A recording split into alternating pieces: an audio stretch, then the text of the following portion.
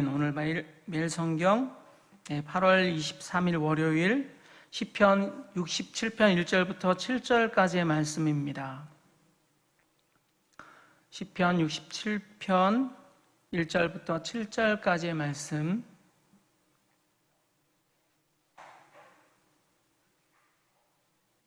찾으셨습니까?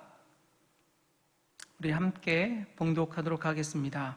하나님은 우리에게 은혜를 베푸사 복을 주시고 그의 얼굴빛을 우리에게 비추사 주의 도를 땅 위에 주의 구원을 모든 나라에게 알리소서. 하나님이여 민족들이 주를 찬송하게 하시며 모든 민족들이 주를 찬송하게 하소서. 온 백성은 기쁘고 즐겁게 노래할지니 주는 민족들을 공평히 심판하시며 땅 위의 나라들을 다스릴 것임이니이다. 하나님이여 민족들이 주를 찬송하게 하시며 모든 민족으로 주를 찬송하게 하소서. 땅이 그의 소산을 내어 주었으니 하나님 곧 우리 하나님이 우리에게 복을 주시리로다. 하나님이 우리에게 복을 주시리니 땅의 모든 끝이 하나님을 경외하리로다. 아멘. 말씀의 제목을 이렇게 잡았습니다. 모든 어느 기도자의 소원, 하나님 복을 주십시오. 다시 한번 어느 기도자의 소원, 하나님 복을 주십시오. 오늘 말씀을 묵상하면서요, 이 복이 무엇일까 제가 찾아봤습니다. 복이라는 히브리어 단어는요, 바라크입니다. 그 의미를 찾아봤는데요, 무릎을 꿇다, 경배를 하다, 송축하다라는 의미를 가지고 있었습니다. 그러니까 우리가 생각하는 복이라는 어떤 개념은 어떤 물질적인 것이나 건강이나 행운이나 혹은 보이는 현상이 아니라 어떤 행위로 얻어지는 것이 아니라 성경이 말하는 복의 개념은요, 하나님께 엎드리는 행위로부터 시작하는 자세를 말하고 있습니다. 그러니까 복은 관계에서 온다라는 것입니다. 누구로부터의 관계냐면 하나님과의 관계로부터 복이 온다라는 것입니다. 그리고 복은 자기 혼자만 소유하는 개념이 아니라 그 복을 여러 사람에게 확장시키고 나누어 주는 개념을 갖고 있더라는 것이죠. 이 복은요, 창세기 1장 28절에서 등장합니다. 여러분이 다 아시는 말씀인데요, 하나님이 그들에게 복을 주시며 하나님이 그들에게 이르시되 생육하고 번성하여 땅에 충만하라, 땅을 정복하라, 바다의 물고기와 하늘의 새와 땅에 움직이는 모든 생물을 다스리라 하시니라, 이렇게 시작하고 있습니다. 이 말씀은요, 하나님께서 인간에게 사명을 주시는 말씀입니다. 하나님이 하늘을 다스리고요, 땅을 부왕으로 삼아서 인간에게 땅을 하나님께서 맡기셨습니다. 통치하라고 맡기신 장면입니다. 그러나 아담은 그의 범죄로 인하여 하나님과의 관계를 깨뜨렸습니다. 그리고 하나님의 심판을 받아서 에덴 동산에서 쫓겨나게 됩니다. 그리고 다시 하나님께서 복을 주시는 장면이 창세기 9장 1절에 이렇게 나와 있습니다. 하나님이 노아와 그 아들들에게 복을 주시며 그들에게 이르시되 생육하고 번성하여 땅에 충만하라, 이렇게 복을 주셨습니다. 노아와 그 아들들에게 다시 복을 허락해 주셨는데요, 그 다음 사건이 바벨탑 사건으로 다시 하나님과의 관계를 인간들이 깨뜨립니다. 그래서 하나님께서 심판하셔서 언어와 지면을 흩으셨습니다. 그리고 하나님께서 인간을 그냥 내버려 두지 않고요, 다시 구원 사역을 시작하시는데 그것이 아브라함과 그의 가족들을 택하셔서 인류를 구원하시고자 하셨습니다. 그 장면이 창세기 12장 1절부터 3절까지에 나와 있습니다. 야훼께서 아브라함에게 이르시되 너는 너의 고향과 친척과 아비의 집을 떠나 내가 내게 보여줄 땅으로 가라. 내가 너로 큰 민족을 이루고 내게 복을 주어 내 이름을 창대하게 하리니 너는 복이 될지라. 너를 축복하는 자에게는 내가 복을 내리고 너를 저주하는 자에게는 내가 저주하리니 땅의 모든 족속이 너로 말미암아 복을 얻을 것이니라. 네, 그것이 또한 이어져서 이삭에게 하나님이 이렇게 다시 언약을 하십니다. 창세기 26장 2절부터 4절까지의 말씀을 보면요, 야훼께서 이삭에게 나타나 이르시되 애굽으로 내려가지 말고 내가 내게 지시한 땅에 거주하라. 이 땅에 거류하면 내가 너와 함께 있어 너에게 복을 주고 내가 이 모든 땅을 너와 네 자손에게 주리라. 내가 네 아버지 아브라함에게 맹세한 것을 이루어 네 자손을 하늘의 별과 같이 번성하게 하며 이 모든 땅을 네 자손에게 주리니 네 자손으로 말미암아 천하 만민이 복을 받으리라. 그리고 이것이 다시 야곱에게 이어져서 하나님이 야곱에게 또한 언약을 하십니다. 창세기 28장 13절과 14절에 이렇게 기록되어 있습니다. 또 본즉 야훼께서 그 위에 서서 이르되 나는 야훼니 너의 조부 아브라함의 하나님이요 이삭의 하나님이라. 내가 누워있는 땅을 내가 너와 네 자손에게 주리니 내 자손이 땅에 티끌 같게 되어 내가 서쪽과 동쪽과 북쪽과 남쪽으로 퍼져나갈지며 땅의 모든 족속이 너와 내 자손으로 말미암아 복을 받으리라. 이렇게요, 하나님은 복을 주실 때 그 개인과 그 집안만 준 것이 아니라 너로 말미암아 복을 받으리라, 이렇게 확장의 개념을 가지고 있습니다. 마치 신약에서 성령이 임하시자 그 복음이 어떻게 됩니까? 예루살렘과 온 유다와 사마리아와 땅끝까지의 복음의 확장의 개념을 갖는 것처럼 하나님이 인간들에게 복을 주실 때 개인과 그 가정만을 복을 주신 것이 아니라 확장의 개념을 가지고 복을 주셨다라는 것을 알 수가 있습니다. 그러니까 아까 복이라는 개념, 하나님과의 관계적인 개념을 갖고 있었듯이 너와 내가 관계하듯이 또한 내 이웃과 내가 관계하길 원한다라는 것이죠. 하나님을 전파하길 원하고 하나님이 그 민족과 혹은 열방 가운데 하나님과 온 지면의 백성들이 관계하는 그런 설정을 성경은 보여주고 있다라는 것입니다. 그것이 또한 이어져서 성경 전체에 그렇게 복을 개념을 가지고 있고요. 그 개념이 오늘 본문에도 기록되어 있습니다. 시편 67편 2절과 3절과 5절에 보시면 주의 구원을 모든 나라에게 알리소서. 하나님이여 민족들이 주를 찬송하게 하시며 모든 민족들이 주를 찬송하게 하소서. 이 시편 지은이는요, 하나님 우리에게 복을 주십시오 라고 고백하지만 이 고백은 자기와 자기 가정만 머무르는 그런 복의 개념이 아니라 모든 민족이 복을 받게 하십시오, 구원을 알게 하십시오, 이렇게 구하고 있다라는 사실입니다. 여러분, 그렇다면 우리는 어떻게 이것을 적용해야 될까요? 하나님의 관계가 나만 이루어지는 것이 아니라 하나님과의 관계를, 그 복은 뭐예요? 하나님과 교통하는 거예요. 하나님과 친밀해지는 거예요. 하나님과 관계하는 것입니다. 그 관계를 나와 하나님만 맺는 것이 아니라 내 이웃들에게 하나님을 소개하라, 하나님과 관계하도록 하라라는 것이죠.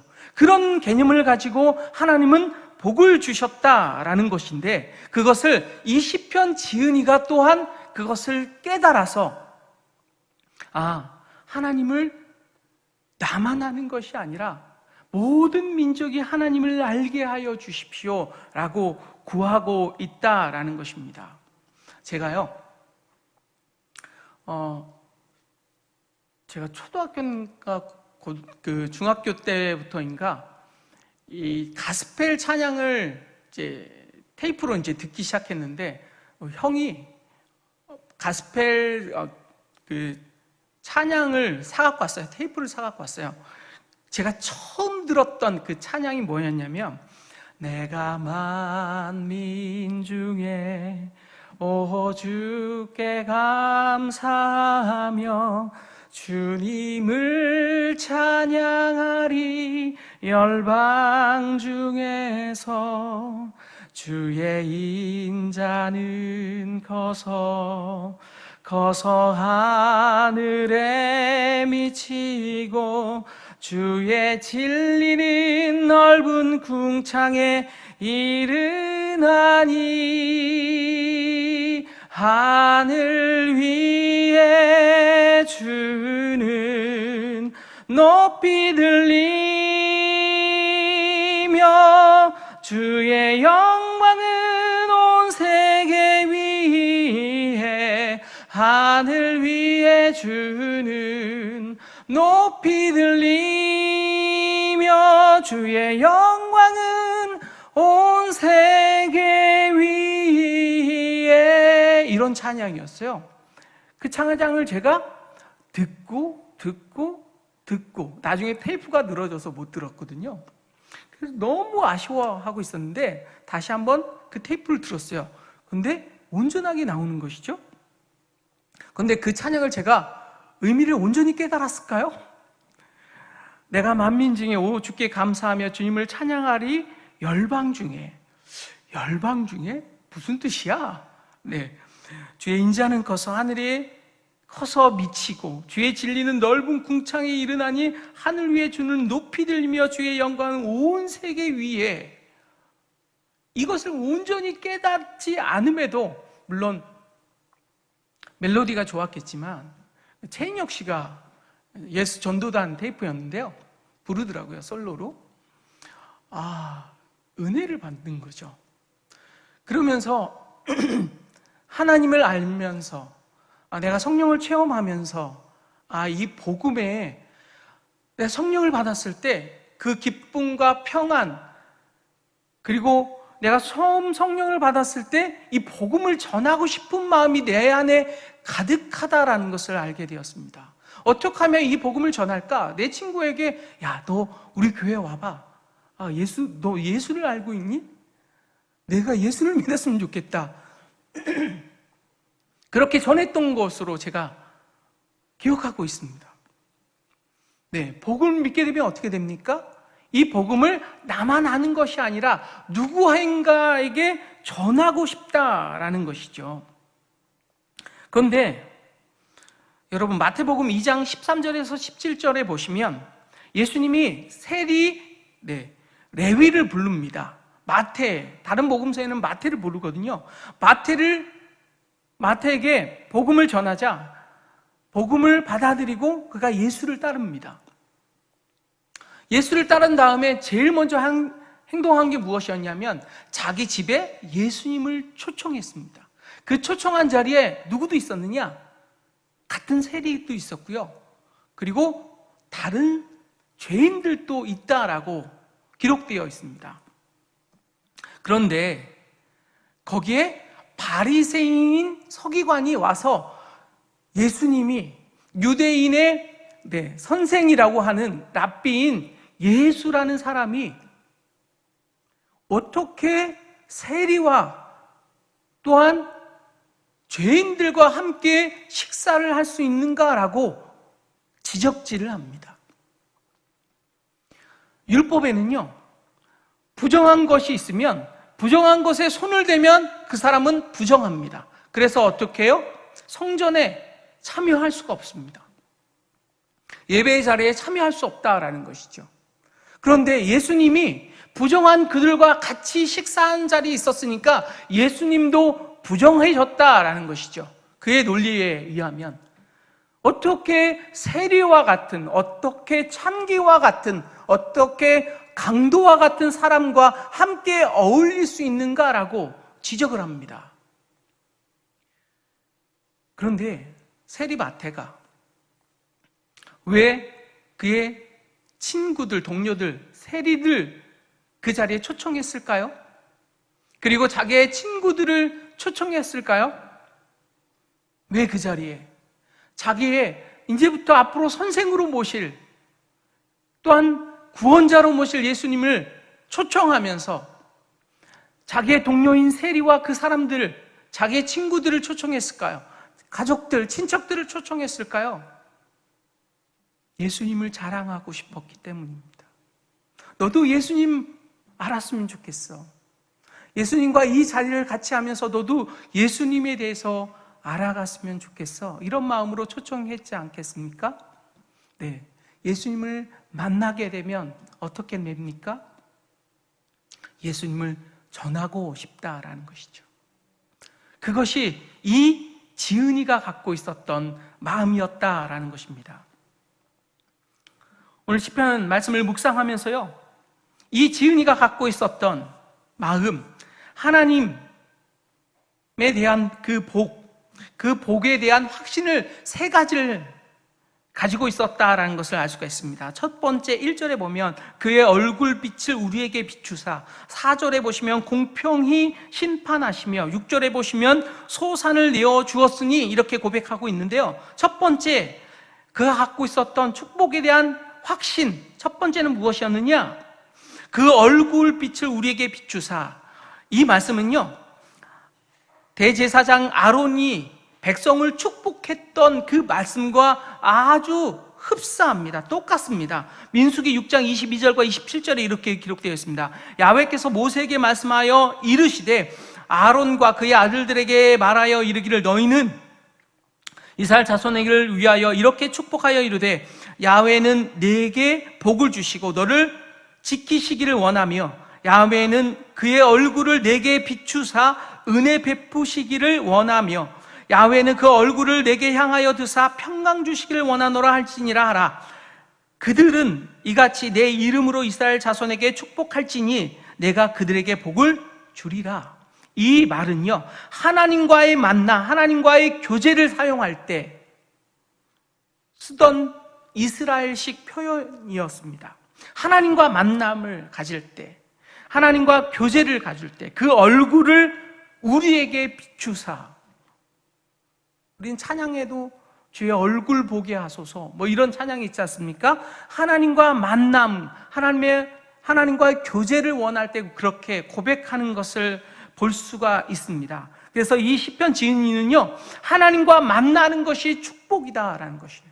그리고 하나님과 만남을 원할 때 하나님은 그들을 만나 주신다라는 확신을 갖고 있었다라는 것입니다. 그것이 진정한 축복이다라는 것이죠. 네, 하나님과 만나는 것이 여러분 축복입니다. 여러분, 하나님과 만나기 위하여 이 자리에 이 새벽에 오셨지 않습니까? 이것이 곧 축복이다라는 것이죠. 두 번째는 무엇이냐? 네, 4절에 온 백성이 기쁘고 즐겁게 노래할지니 주는 민족들을 공평히 심판하며 땅 위의 나라들을 다스리실 것입니다. 하나님은요, 공의로우신 하나님이라는 확신을 갖고 있었다라는 것이죠. 이 공평히 심판하다라는 것을 찾아보니까 미시오르, 평평하다, 올바르다, 공정하다, 네, 뭔가 평등의 개념입니다. 그 다음에 심판이라는 것은 쉐파트, 네, 재판하다, 판단하다라는 것입니다. 그래서 하나님은 공평히 심판하신다. 어떤 사람을 보지 않고, 그 가문을 보지 않고, 그의 똑똑함을 보지 않고, 그의 어떤 재능과 달란트를 보지 않고, 하나님은 공평하게, 평평하게 그런 시각으로 그 사람을 보면서 심판하신다. 그것으로 인하여 사람들은 즐거워하고 기뻐한다라는 것이죠. 제가 예전에 드라마를 보면서 은혜 받았던 장면이 있습니다. 뿌리 깊은 나무인지 육룡이 나르샤인지 정확하게 기억은 안 나는데요. 태종 이방원이 어린 세종에게 이도에게 이렇게 묻습니다. 정치가 무엇이냐? 그랬을 때 어린 세종이 이렇게 대답합니다. 정치는 나누는 것이옵니다. 권력을 나누고 재화를 나누고 양식을 나누는 것이옵니다. 제가 그렇게 기억합니다. 권력을, 재화를 혹은 양식을 나눌 때 여러분 문제가 항시 발생하죠. 왜요? 공평하지 않기 때문에, 공의로 행하지 않기 때문이 아닙니까? 그것 때문에 나라가 구체적으로 들어가 보면 그것 때문에 시끄럽다라는 것이죠. 그런데 하나님은 그렇지 않다라는 것입니다. 하나님은 공평하시다. 그리고 올바로 심판하고 계신다. 그로 인하여 우리는 기뻐할 수 있다. 이것이 하나님께서 주신 복이신데 그것을 이 시편의 저자는 그런 확신을 갖고 있었다라는 것입니다. 마지막으로 6절에 땅에 그의 소산을 내어 주었으니 하나님께서 그에게 심은 대로 거두게 하시고 그 필요를 하나님께서 복을 주사 채우신다라는 것입니다. 하나님이 복을 주시는데 먼저 우리를 만나 주시고, 두 번째는 하나님은 공평의 눈으로 우리를 바라보시며 또한 공평으로 다스리시고, 마지막으로 하나님은 우리가 노력한 만큼 얻게 하시고 또한 하나님을 찾는 자에게 더 얻게 하셔서 그 필요를 채우시는 하나님이시다라는 것입니다. 기도하겠습니다. 하나님 아버지, 우리에게 복을 주십시오. 우리 순복음 도봉교회에게 복을 주십시오. 하나님을 만나게 하시고 하나님을 간절히 찾는 자에게 하나님 이 새벽에도, 이 아침에도 하나님을 만나는 귀한 복을 얻기를 원합니다. 그 하나님은 공평하시고 온전히 하나님 공의로우시고 또한 우리가 노력한 만큼 얻게 하시고 그 하나님 우리의 필요한 것을 또한 얻게 하시는 하나님인 줄 믿습니다. 그 하나님을 모든 세계 열방이 다 알게 하여 주시고 그 하나님 우리 이웃들 가운데에서도 알아가며 또 하나님을 또한 관계할 수 있는 귀한 은혜가 우리 가운데 있기를 원하오니 주님께서 축복하여 주옵소서. 예수님의 이름으로 감사하며 기도하였습니다. 아멘.